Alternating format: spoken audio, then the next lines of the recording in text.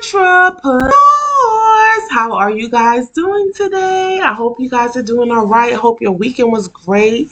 Today is a snowy day. I hope you can experience that for just a little bit. Then I pray it comes off the ground because I hate the snow now that I became an adult. It's just so much with snow. You know, snow is just it sets you back in a way. You know, the roads are slippery, the roads are not cleaned. It slows you down, and I do not like that. But today we are going to talk about why do black owned businesses fail. Okay, and so let's get into that. Now, why do black owned businesses fail, and why don't they succeed? So when I looked into it, I saw that several recent studies have examined the causes of the dearth of black-owned businesses and find that there is low levels of education, assets, and parental self-employed are partly responsible. So let's take a listen to that. We know that, for us as a black people, a majority, not all, the majority of us have not experienced that education of having our own business or have that in our family lines. I mean, we're coming into that today, but it wasn't so much of that before. And if it was a low level of black people that experienced that wealth and that independency as far as having black owned businesses, right? So now that we are in that mind state and we're coming into that maturity for having our own, again, we need the education, we need the assets, and we need that level of understanding so that we can be more successful in our business. All right. Also, the cash flow issues are a major culprit in the failure of black-owned businesses. Businesses with a positive cash flow have the required operating funds to settle debts, pay employees, and reinvest in the business. Again, this is a form of education as well, because I was looking at another video on YouTube that spoke about just more of taking care of and being responsible of your assets. So when you are not spending frivolously, when you are, just budgeting correctly, when you are not, just throwing your money away towards things that you don't really need, you are able to save that money and put it towards an investment. You are able to also just more of operate your business properly, and also settle debts that may come for your business. So and like I said earlier, pay employees, which is super important because these are those that are helping you build your business. So with your cash flow issues, you should be setting a budget. You should be not spending frivolously and maintaining your funds, putting it towards the appropriate, goals, and, more of, separating your wants from your needs, and just making that investment so that the money can constantly come in and you will be a successful entity, right? Another thing that black owned businesses they struggle with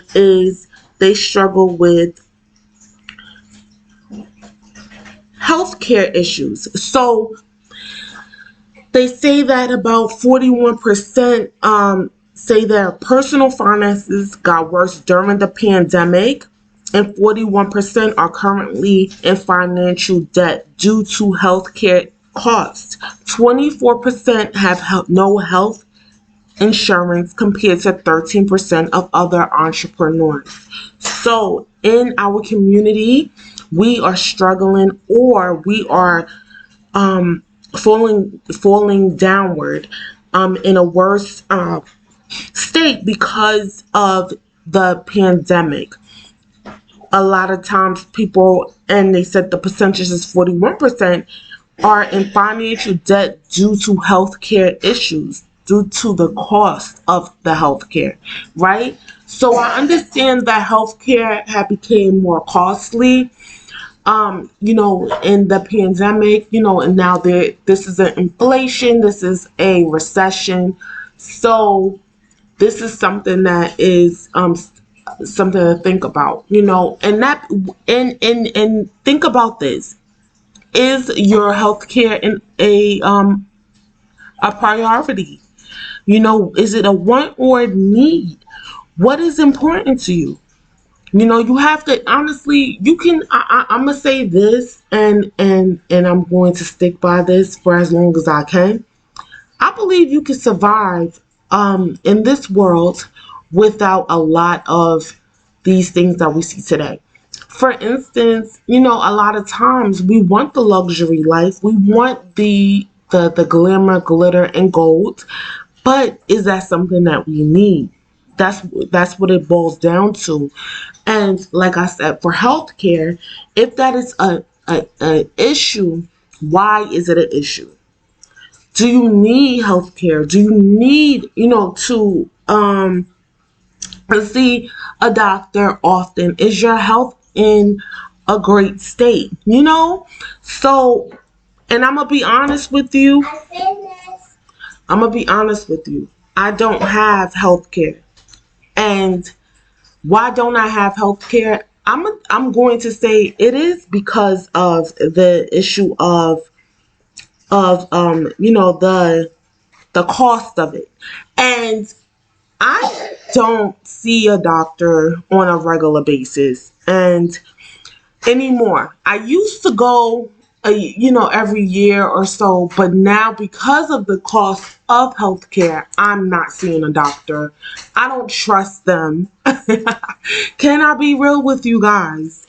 And that's another issue for me because I want to be able to trust someone that is helping me take care of myself. And I don't believe that I don't know.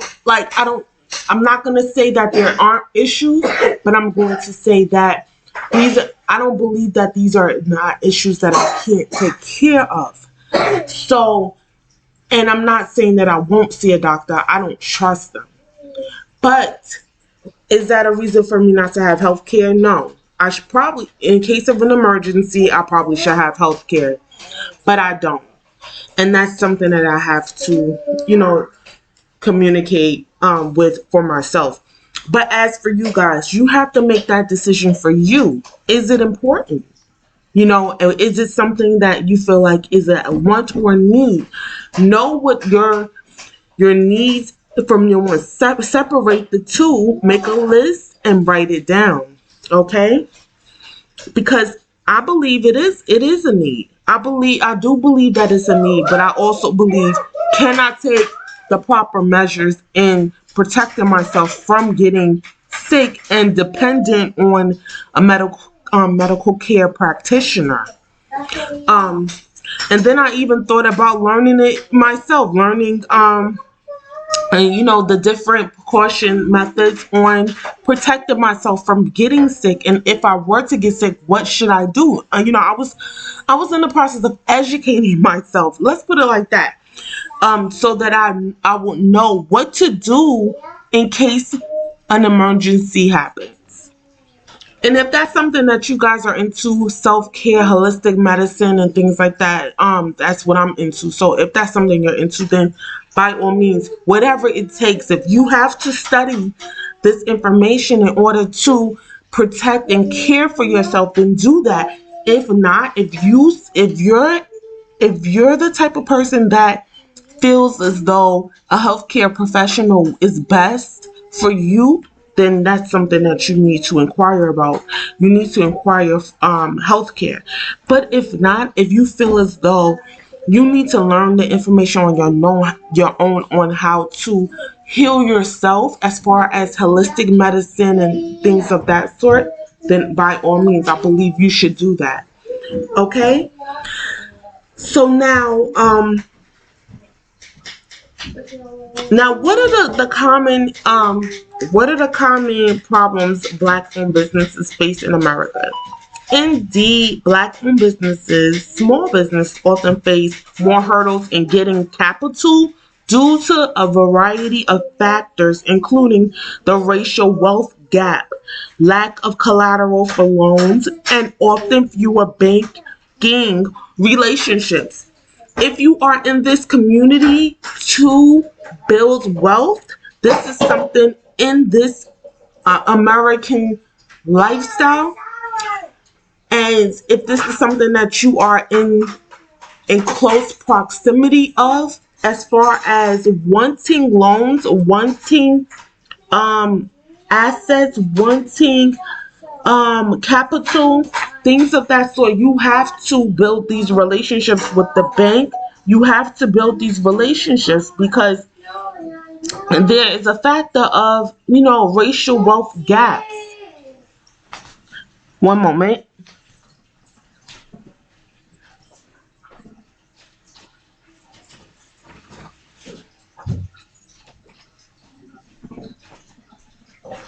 So there is a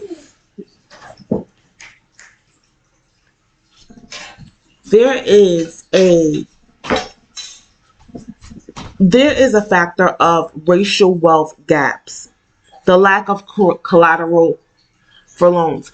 This is something that is looked at, and this is a stumbling block. So how do we get over this hurdle? How do we do that? We need to be building relationships with banks. We need to be taking out loans and just staying in good standing. We need this because if not, you will not have the wealth that you're looking for as far as corporate America, as far as building your own business. Now, I'm going to say this too. It's another flip side to it. You may not want the banking relationships. You may not want the capital. You may not want all of that.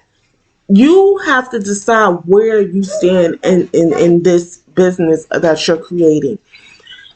Okay, now if you're wanting it, you know what to do. You need to build these relationships. If not, you have to learn what to do. If you don't want that, then you will go a different route as far as building a community. I spoke about this before. When you're building a community, you are gaining like the income from your families and friends, family and friends, and you're asking for money from them. You're getting grants, things of that sort. So grants, money from family and friends. There was one more, and I'm trying to remember it, but hopefully I can remember it before this podcast is over. But there's different ways, and you don't necessarily have to always go that route. As far as building banking relationships, but it's seen as needed, right? But I'm the type of person to say maybe it's not needed. Maybe it's not. And so if you can find another way, then go that route because do what's better for your business, right? But this is what's proven to show that works. And I don't know, like if you want to go with the proven. If you want to go outside the box, then go outside the box. This decision is up to you always. It's never up to anyone else. And this is what this sometimes you want to follow the blueprint because it's already given, proven to work. If not, if you want to go outside the box because you don't want to deal with so many outside help, then I would say, do what's best for you. If you have a plan, stick to the plan and make it work, right? Okay? And who is the most successful Black entrepreneur? The most famous Black entrepreneur is Oprah Winfrey, who has been a household name for decades since her daytime talk show debuted. Oprah now runs her own media company, Harpo Inc. All right, let's get into that. I knew Oprah since I was a little child. I remember when she was on Channel 55 and she had her talk show. She had the little curly fro a little bit. I believe seeing that.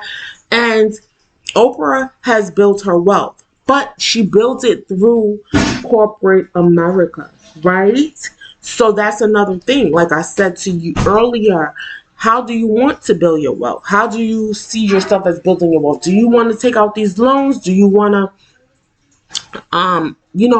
fill in these racial wealth gaps by building relationships? How do you want to do it? Because there's different ways to get into the bag, you know.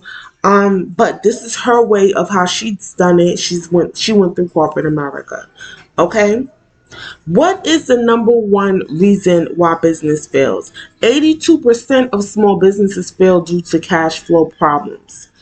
Where is your cash coming from? How are you building your income, right?